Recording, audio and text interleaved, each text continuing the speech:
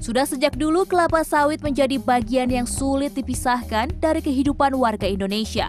Tanpa disadari, sawit memiliki keterlibatan dalam aktivitas sehari-hari. Kelapa sawit. Nggak tahu, cuma kepikiran minyak goreng. Oke, kalau fakta itu udah cukup sering dengar sih seliweran. Kalau Indonesia faktanya adalah salah satu produsen terbesar kelapa sawit di dunia. Tapi, sebagai orang awam masih kurang aware terhadap produk-produk dari turunan kelapa sawit itu sendiri. Kayaknya setiap hari menggunakan tuh minyak goreng masih pakai dari bahan kelapa sawit sama mungkin kayak margarin gitu. Itu aja, masih sering setiap hari kayaknya. Untuk goreng telur dan bikin kue gitu.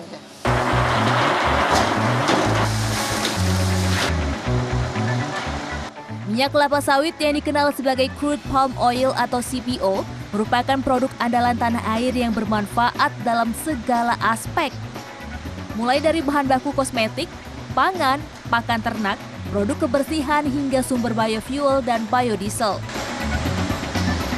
Berdasarkan data Dewan Negara Penghasil Kelapa Sawit, produksi CPO dunia pada periode 2022 hingga 2023 mencapai 79,2 juta metrik ton.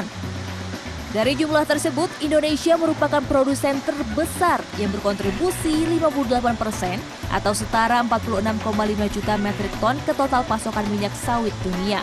Diikuti dengan Malaysia dengan kontribusi 19,8 metrik ton atau 25%. Lalu Thailand dengan kontribusi 3,26 metrik ton atau 4,1%. Industri perkebunan dan pengolahan kelapa sawit memiliki peran penting dalam menumbuhkan perekonomian nasional. Oleh sebab itu, pemerintah menggenjot hilirisasi sumber daya alam menuju Indonesia tangguh dan maju.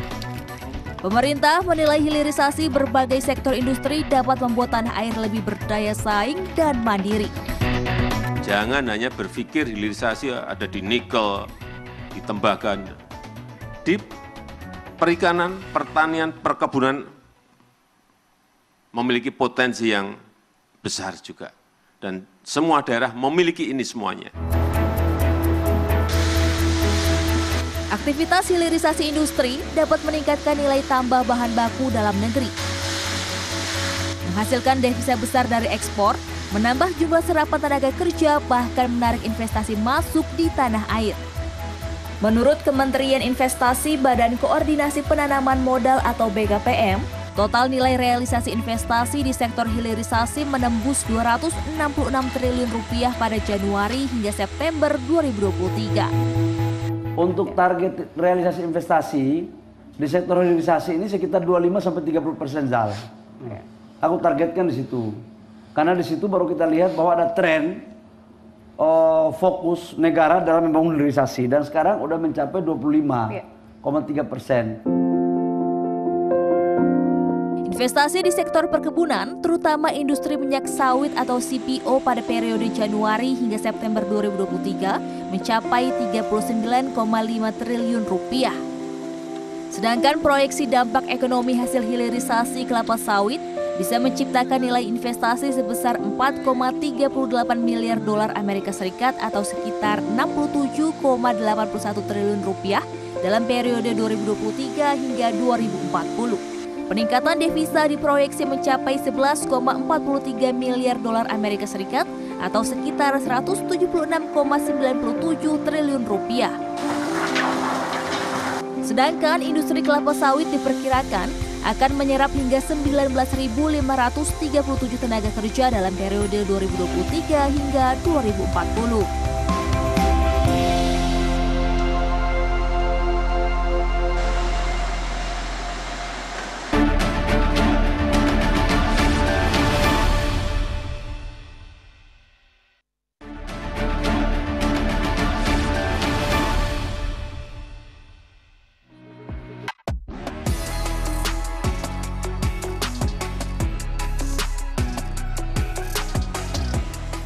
Dari sekian banyak pilihan sumber minyak nabati di Indonesia, minyak kelapa sawit memiliki potensi besar untuk dikembangkan.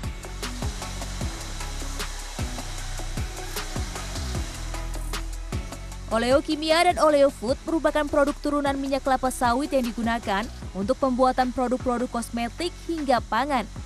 Hilirisasi industri minyak sawit tanah air adalah bagian penting dalam pembangunan jangka panjang industri perkebunan nasional. Hilirisasi industri minyak sawit merupakan bagian dari visi Indonesia Emas 2045.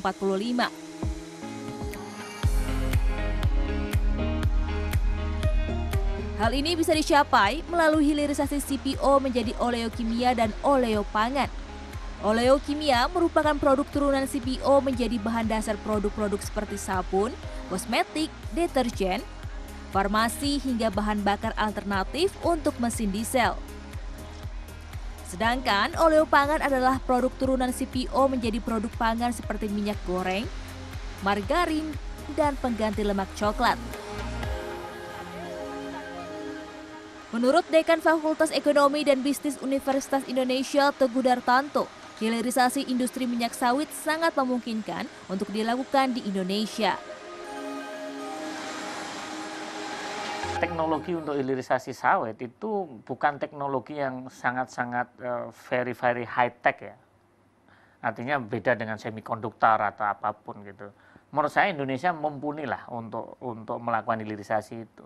Tantangannya adalah menurut saya kita ini kurang memiliki pandangan yang jauh ke depan dalam membangun industri itu sendiri.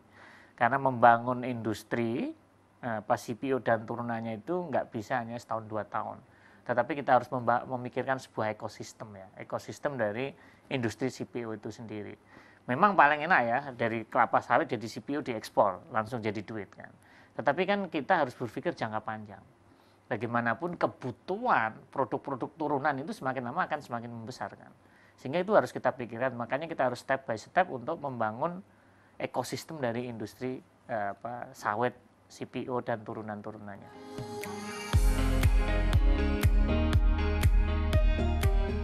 Indonesia memiliki sejumlah kawasan penghasil kelapa sawit termasuk Sumatera Utara yang merupakan salah satu daerah penghasil terbesar komoditas kelapa sawit. Menurut data Badan Pusat Statistik, terdapat seluas 490.000 hektar areal perkebunan kelapa sawit di Sumatera Utara pada 2022.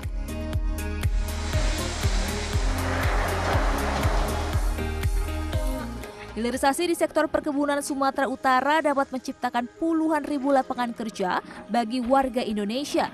Hal ini disampaikan oleh Wali Kota Medan Bobi Nasution. Ya tentunya banyak ya.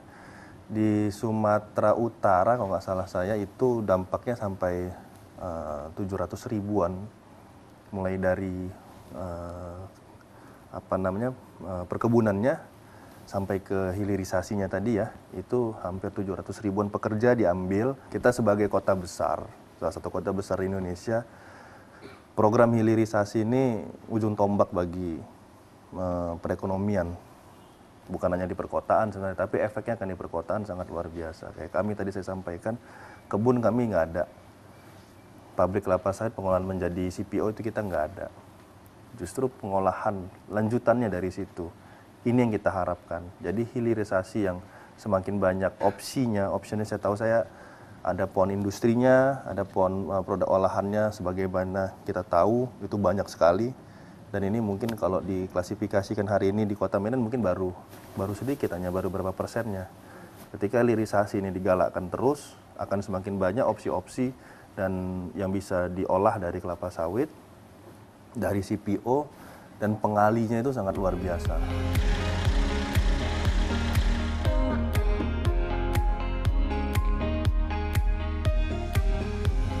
Saat ini sudah ada beberapa perusahaan di Sumatera Utara yang berkomitmen melakukan percepatan pengembangan industri hilir dengan cara memanfaatkan sumber daya alam nasional. Salah satunya adalah PT Kawasan Industri Medan yang sudah berdiri sejak tahun 1988.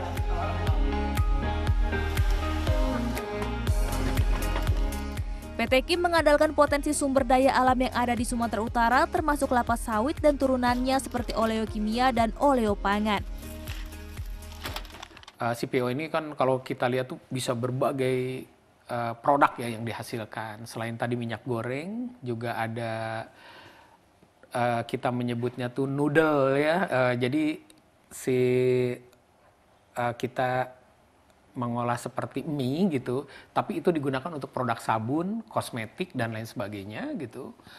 Kemudian juga ada margarin, kemudian juga ada coklat dan lain sebagainya gitu ya. Jadi kalau lihat pasokan bahan baku, ini kebetulan di sekeliling kita ini, apalagi kota Medan itu dulunya memang seperti Kuala Namu itu sebenarnya juga dulunya tuh perkebunan kelapa sawit gitu. Jadi sangat melimpah di sini sebetulnya. Jadi selain ada di sini sebetulnya di perkebunan PTPN ya atau perkebunan Nusantara gitu yang BUMN juga mereka tuh punya juga pengolahan kelapa sawit, belum lagi swasta yang memiliki area sendiri gitu kan. Nah itu tentunya sebagai pemasok untuk CPO-nya tuh bisa didatangkan dari sini sangat melimpah.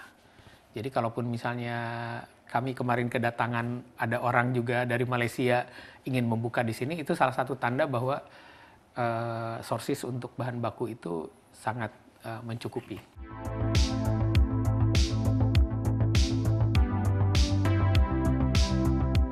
Tak hanya perkebunan sawit, pengolahan kakao di dalam negeri menjadi peluang manis untuk meningkatkan nilai tambah struktur industri dan kesejahteraan masyarakat. Data Badan Pusat Statistik mencatat produksi kakao Indonesia mencapai 667.000 ton pada 2022. Indonesia merupakan produsen kakao ketiga terbesar di dunia setelah Pantai Gading dan Ghana.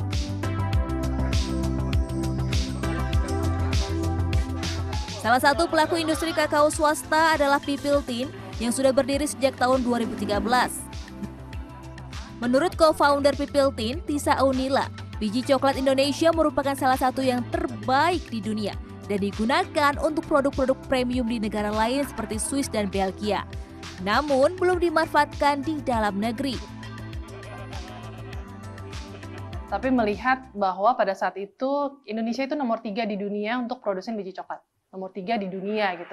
Sedangkan kita biasanya mengekspor barang mentah dan tapi di Indonesia sendiri saya waktu itu belum menemukan ada namanya satu single origin coklat. Jadi satu coklat berasal dari satu daerah gitu. Nah, sedangkan single origin coklat ini sudah dikenal di luar negeri gitu. Dan banyak sekali produsen di luar negeri yang memproduksi coklat pakai coklat Indonesia. Tapi di Indonesia sendiri susah ditemukan gitu.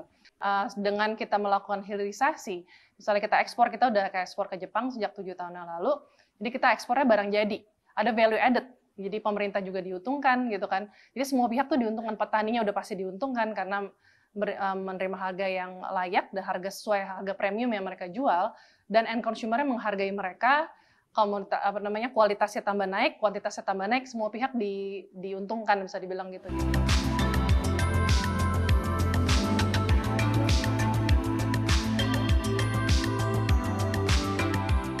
Pipiltin bekerja sama dengan petani kakao lokal di 6 daerah yang tersebar di seluruh Indonesia, yakni Aceh, Bali, Jawa Timur, Flores, Kalimantan Timur hingga Ransiki, Papua Barat. Biji mentah kakao yang dibeli dari para petani tersebut kemudian diolah menjadi 71 produk yang dijual di dalam dan luar negeri.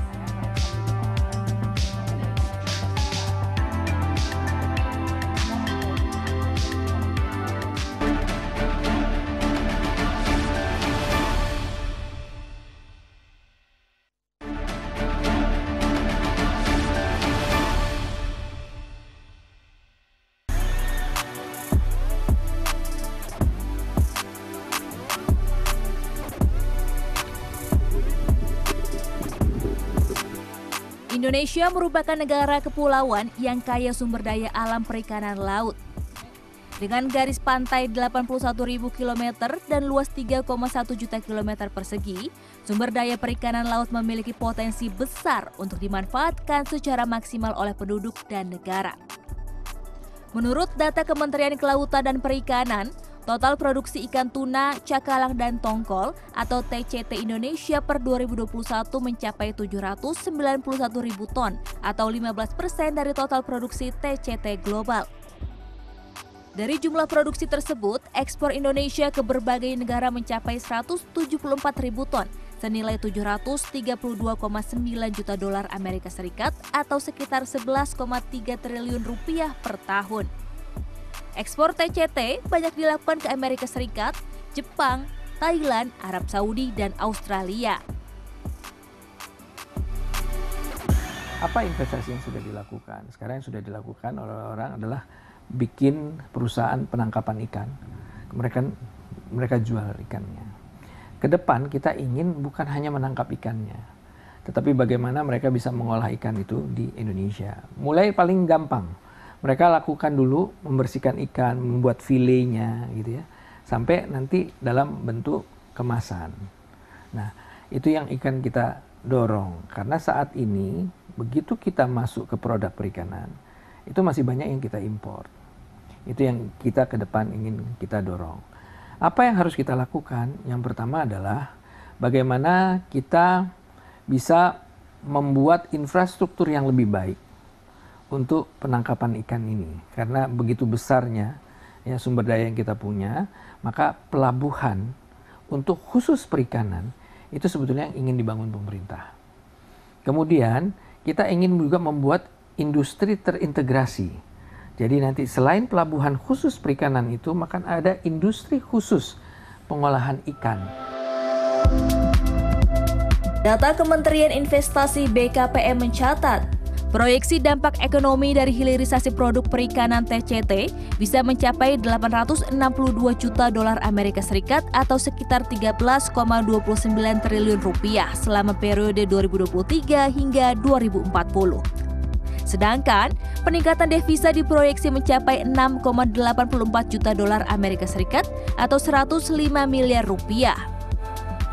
Hilirisasi TCT juga diduga dapat menyerap hingga 8.740 tenaga kerja selama periode 2023 hingga 2040. Perusahaan startup Aruna yang sudah berdiri sejak 2016 memiliki visi membuat Indonesia menjadi pusat ekonomi maritim dunia pada tahun 2045. Aruna mengintegrasikan supply chain produk perikanan yang menyalurkan hasil tangkapan nelayan untuk kemudian dijual atau diolah menjadi produk turunan seperti makanan kering dan kaleng. Per tahun 2023, Aruna telah memberdayakan lebih dari 26.000 nelayan di 27 provinsi. Dan setiap komunitas yang dibina mendapatkan omset 300 hingga 700 juta rupiah per bulan. Banyak nelayan itu yang hidup di garis kemiskinan, mereka nggak punya akses ke pasar. Nah, padahal di pasar sendiri itu potensinya juga cukup besar gitu. Nah, ini jadi sebuah hal yang cukup kontradiktif gitu. Padahal menurut data aja potensi Indonesia itu adalah produser ikan, khususnya tuna yang kedua terbesar di dunia. Nah, tapi kehidupan lainnya itu tidak berbanding sejahtera. Nah, itu saya rasakan sendiri di kampung halaman saya karena saya datang dari pesisir di Kalimantan. Itu jadi memotivasi gitu. Gimana kita bisa menciptakan sebuah bisnis yang juga menggunakan teknologi untuk memberikan dampak kepada tadi nelayan gitu. Kalau dari yang kami lihat di perjalanan Aruna selama ini, Indonesia itu sangat punya kapasitas. Potensi sumber daya alam yang kita punya itu adalah pemberian Tuhan yang tidak dimiliki oleh negara-negara lain. Misalnya kalau kita bicara di Jepang, mereka pengen gitu ikan yang ada di Indonesia, tapi kan lautnya ada di negara kita. Nah, jadi secara sumber daya itu sudah jadi sesuatu yang kita punya, yang tidak dimiliki negara lain. Yang kedua, lahan kita tuh juga masih cukup luas untuk bangun infrastruktur. Tidak perlu yang sophisticated seperti itu. Makanya di Aruna kita bikinnya mini processing plant atau tempat produksi yang mini-mini aja, nggak usah yang besar. Itu bisa dan optimal juga gitu. Nah, terus yang kedua juga tinggal masalah-masalah infrastruktur yang menurut saya ini semua bisa di-solve dengan berkolaborasi seperti infrastruktur listrik, air bersih, itu semua bisa diadakan. Nah, sehingga kalau ini semua lengkap, hilirisasi itu sangat mungkin untuk dilakukan. Apalagi Indonesia kan sudah mulai membuka banyak port internasional. Ada port yang kita buka di Indonesia Timur, ada port di Indonesia Barat dan juga di Jakarta. Tak hanya TCT, produksi rumput laut Indonesia juga berkontribusi 25% terhadap produksi global sebesar 35,7 juta ton. Indonesia menduduki nomor 2 produsen rumput laut terbesar di dunia setelah Tiongkok dengan 57%. Kementerian Investasi BKPM memproyeksikan nilai investasi hilirisasi rumput laut bisa mencapai 2,43 miliar dolar Amerika Serikat atau sekitar 38 triliun rupiah dalam periode 2023 hingga 2040. Sedangkan peningkatan devisa mencapai 1,72 miliar dolar Amerika Serikat atau sekitar 26,9 triliun rupiah pada 2040. Tenaga kerja yang diproyeksi akan terserap sebesar 9.264 selama 2023 hingga 2040. Besarnya kontribusi Indonesia dalam industri kelautan global harus didukung oleh kebijakan hilirisasi agar bisa meningkatkan nilai tambah produk laut, memperkuat struktur industri perikanan dari hulu hingga hilir, meningkatkan peluang usaha dalam negeri, dan membuka lapangan kerja.